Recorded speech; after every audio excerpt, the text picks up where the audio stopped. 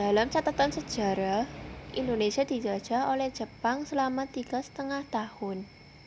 Walau tidak lebih lama dari Belanda, hal itu tetap saja menorehkan luka bagi bangsa Indonesia.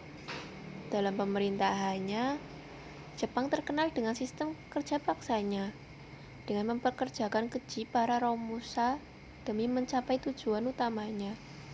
Walau begitu, Indonesia juga tidak diam saja dijajah oleh Jepang.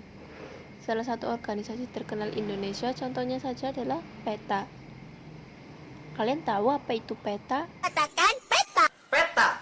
Bukan peta yang ini ya, apalagi yang ini bukan ya. Katakan peta. Katakan peta. PETA, Tentara Sukarela Pembela Tanah Air atau yang dikenal sebagai PETA, merupakan satuan paramiliter yang didirikan oleh Jepang di Indonesia selama masa pembentukan mereka. Dalam kiprahnya, salah satu perlawanan PETA yang terkenal adalah perlawanan PETA di Blitar pada tahun 1945.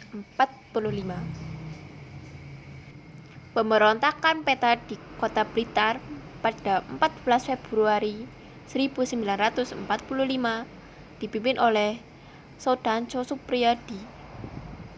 Suprijadi dan rekan-rekannya adalah lulusan angkatan 1 pendidikan PETA di Bogor.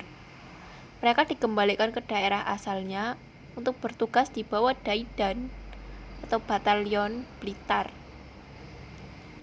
Nurani mereka tersentuh saat melihat penderitaan rakyat Indonesia yang diperlakukan buruk oleh tentara Jepang. Kondisi Romusa atau pekerja paksa sangat menyedihkan karena banyak yang tewas akibat kelaparan dan terkena berbagai macam penyakit tanpa diobati.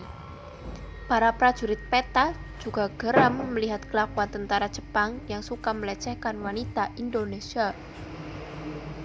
Pertemuan rahasia sudah digelar sejak September 1944. Suprijadi merencanakan aksi itu sebagai sebuah revolusi menuju kemerdekaan. 14 Februari 1945 dipilih sebagai waktu yang tepat karena akan ada pertemuan seluruh anggota dan komandan PETA di Blitar, sehingga diharapkan anggota-anggota lain akan ikut bergabung.